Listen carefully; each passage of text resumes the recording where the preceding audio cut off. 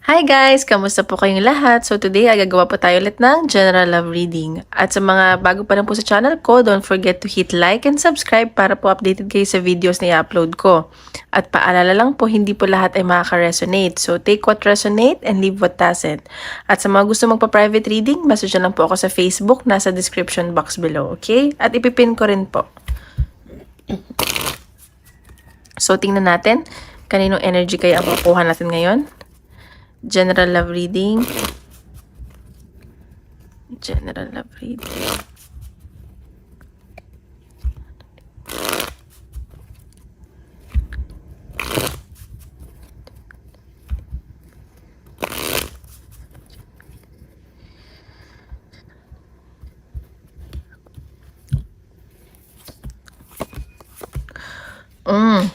Okay, sa nakikita ko, itong person mo, medyo pagod to ngayon eh, or nag-overthink. Or meron isang tao dito na siguro nagkakagusto sa inyo. And pero kasi siguro may karelasyon na siya, or sa tingin niya may iba kang gusto, parang hindi mo siya magugustuhan. Ganun, parang pinipigilan niya nararamdaman niya or umiiwas siya. Or gusto kanyang maging karelasyon. Or parehas kayo nagugustuhan, pero may nag-iiwasan, ganun. May umiiwas na nararamdaman. So, tingnan natin. Love reading.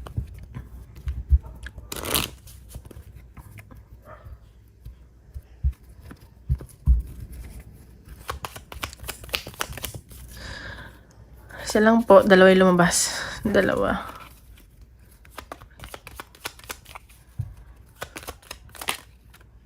Okay, sa nakikita ko dito, baka ikaw, ano ba to? Masaya kapag nakausap mo tong taong to, or nagkakilala kayo as friends, magkaibigan kayo, masaya kayo sa isa't isa, or part siya ng circle ng friends mo, ganun. At sa nakikita ko, baka may bigay siyang regalo, o ikaw magbigay ng regalo, or mag-usap kayo, ganyan. Pero nagre-reflect ka. Pero, alam mo yun, natatouch ka, thankful ka na nandito tong taong to sa buhay mo, ganun.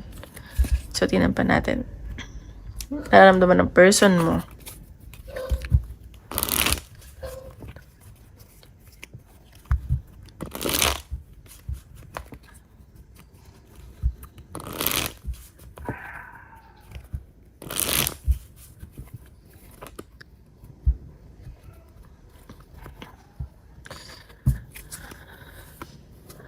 Okay, sa nakikita ko itong taong to, attracted to sa'yo.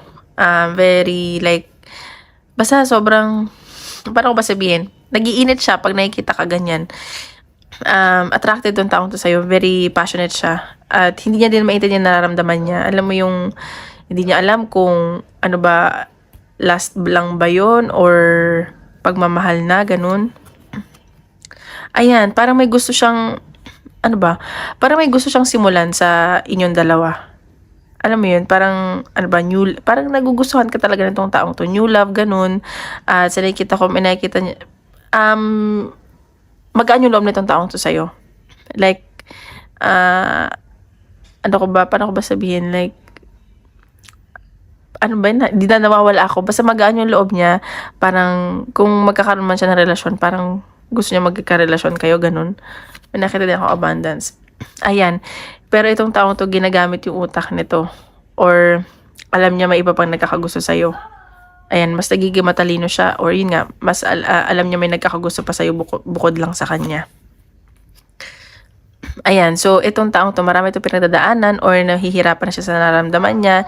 Hindi niya masabi sa'yo, ganun yung nasa sense ko. Hindi niya maamin. Sobrang nabibigatan na siya, ganun. See? May pag-travel, pupuntahan ka ba? O ikaw, magkikita ba kayo? May nag-iisip to. Sa nakikita ko, nag-aantay to sa'yo. At yun nga, sobrang attracted to sa'yo. Very fiery, Ayan, gusto niya ng new beginning. At siguro, nga magkikita kayo, gusto niya ng simula. Ano ba? Karelasyon mo ba to? Basta gusto niya, may gusto siyang simulan sa connection nyo. Page of Pentacle. So, ito, pag naging kayo, magiging loyal to sa'yo. Pero sa nakikita ko, ano siya, torn siya between sa trabaho niya, And nakikita ko baka may pag-travel siya. Traveler ba to? Pag naging kayo, may offer to sa'yo, pero pa lang, hindi pa siya ganun kasi pa lang, siguro mag-offer siya ng pera, gift, or sa trabaho, or katrabaho mo to.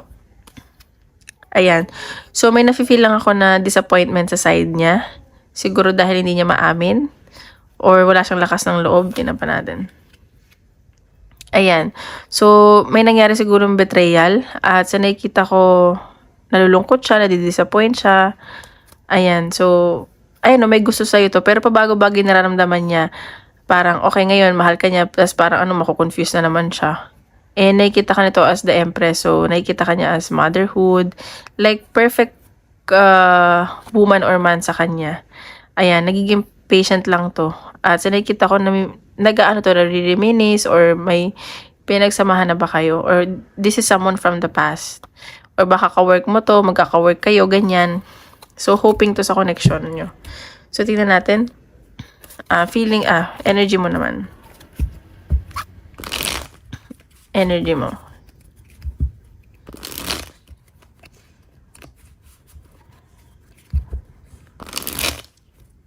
Oops.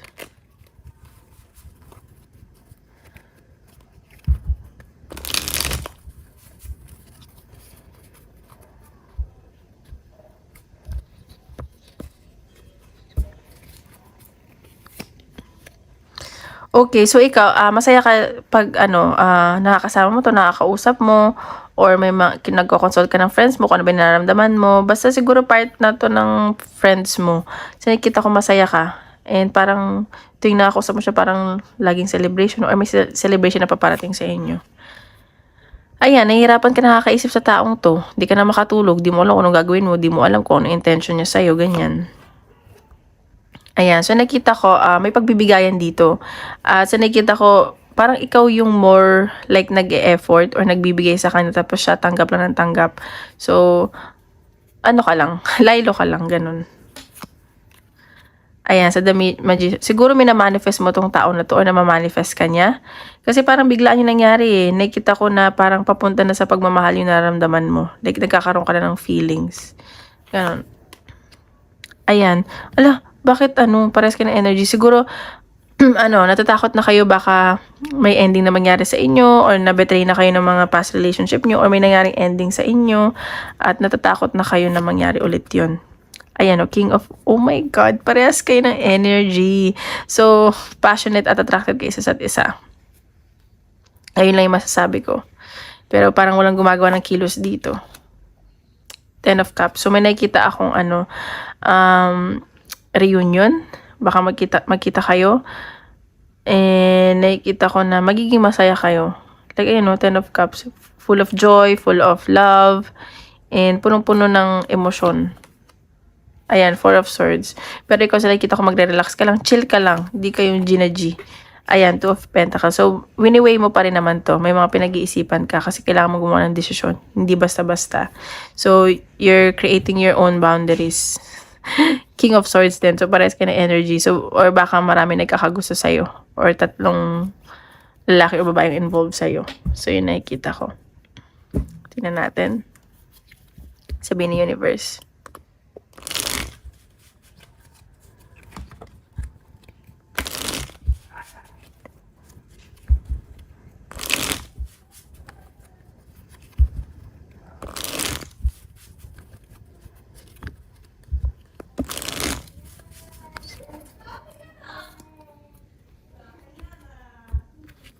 Okay, tingnan pa natin. Oops. Ito yung cards. Nagulo. Oh, okay. So, nakita ko dito, parang naging comfort nyo isa't isa. Like, you both feel safe sa isa't isa. And, enjoy lang kayo magkausap na dalawa. Kahit anong pag-usapan nyo, masaya kayo, ganyan. At parang naging, comfort zone nyo isa't isa. Yun nasa sense ko. At yun yung mangyayari. May natatouch ako. Bakit? Alam mo, ang saya ng energy ko. Parang akong kinikilig. Gets nyo yun? So, fated meeting. So, meant to be na mag-meet kayo na mangyari to. Siguro, may past life connection kayo. Itong connection to, importante to sa inyo. Competition. So, ingat ka lang kasi baka mamaya involved sa iba tong, itong tawag dito, ka-connection mo. Pero ganun yung nakikita ko. So, baka may mag-take ng chance dito. Baka, ikaw yung mas piliin niya. Gambling. So, ayun, happiness. Ang tawag dito, masaya kayo sa isa't isa. Ayun, so tingnan pa natin.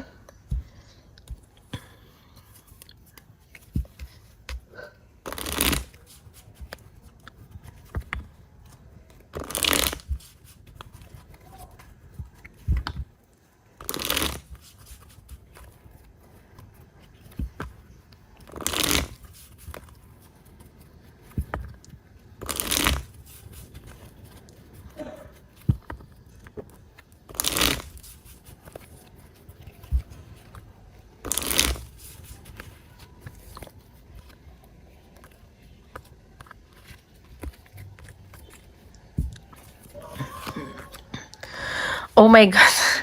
Okay, so nakikita ko baka mag-propose to sa'yo or magbigay siya ng assurance. Like, baka umamin, ganun. And baka magulat ka, okay? Like, kung hindi man totoong proposal, like, may assurance, may umamin, mag-confess, ganyan. So, baka medyo ma-awkward kayo or magbulag-bulagan kayo parehas. Alam mo yun? Baka awkward yung energy. Ayan. So, baka may paplanuhin kayo dito. Magkikita ba kayo? May mga i-organize kayo dito. So, ayan. Focus ka lang sa goal mo. At nakikita ko parang you feel like failure ka. Focus ka lang sa goal. May mga iniisip-isip ka dito. At marami ka rin haters. Ayan.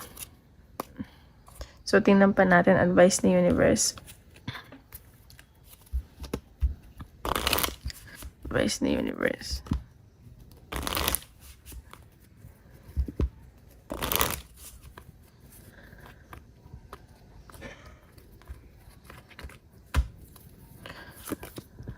Don't be afraid to sing. So, ayan, sinasabi dito na huwag kang matakot mag-voice out sa mga nararamdaman mo or mag-share sa mga kaibigan mo, ganyan. So, don't seek anyone's approval. So, do whatever you want.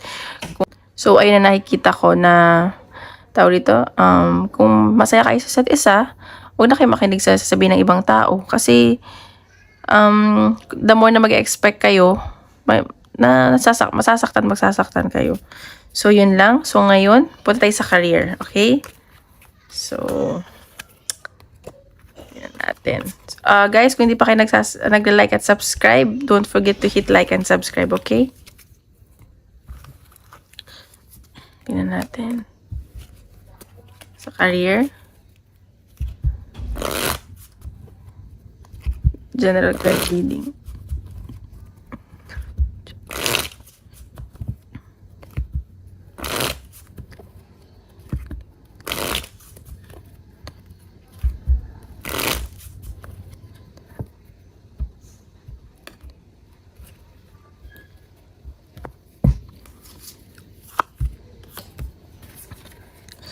Ay!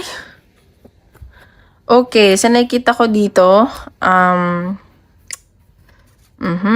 alright. So, nakikita ko dito, medyo na-stress ka, nagdadalawang isip ka. And, nakikita ko na, ano ba to, boss mo ba to? Nagdadalawang isip ka dahil sa boss mo. May pag-travel ako nakikita sa'yo. Sobrang na-stress ka. Tingnan natin. Sa career.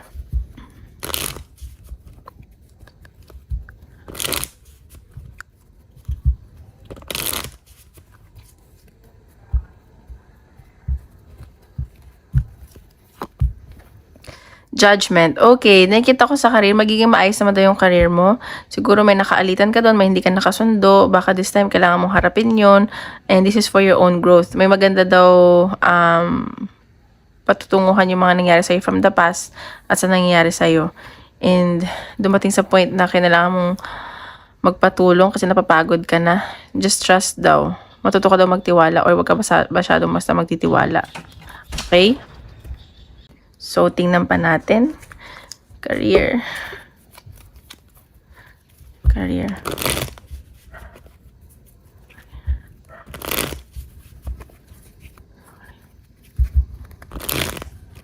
Oops.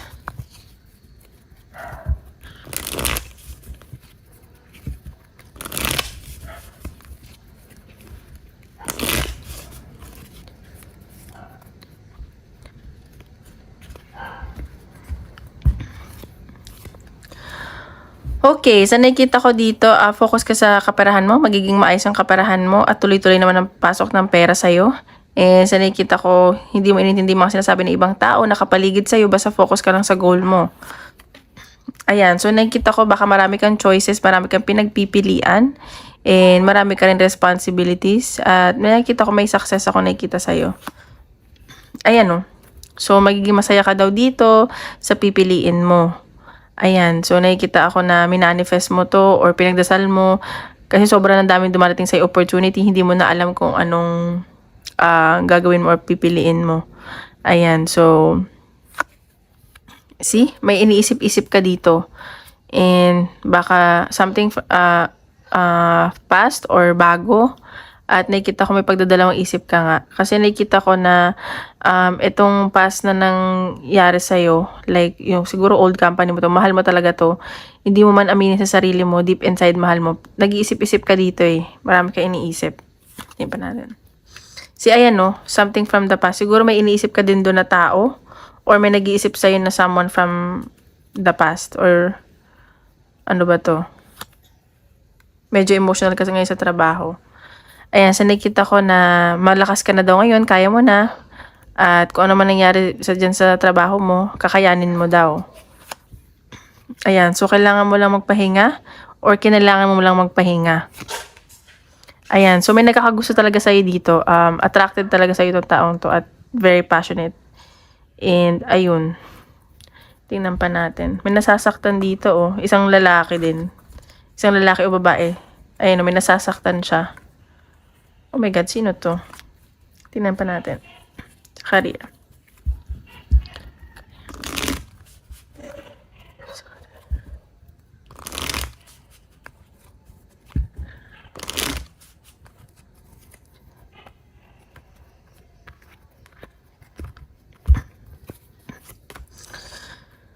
Ayan. Sa career mo baka may magkagusto nga sa'yo dyan at mag-propose sa'yo at bigyan ka ng assurance. Basta confirmation, mag-confess, ganun. Bakit ganun? Pares yung card kanina. Ayan, so baka ma-awkward ka o may ma-awkward kayong dalawa. So, ayan, natatakot ka kasi baka maloko ka na naman, ganun. So, ayan, baka pagod ka na din sa trabaho, ang dami mo nang iniisip. Ayan, mag-relax. May swerte pa parating sa'yo. May mga iisipin kang bagong strategy dito. Ayun, so tingnan natin, advice na universe.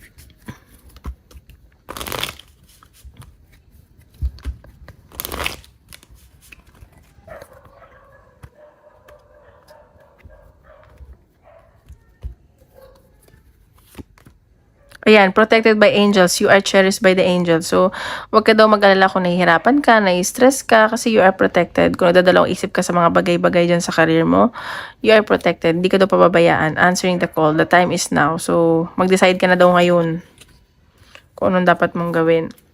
Okay, so now, isip tayo question. Isip tayo question. At sasagutin ng universe.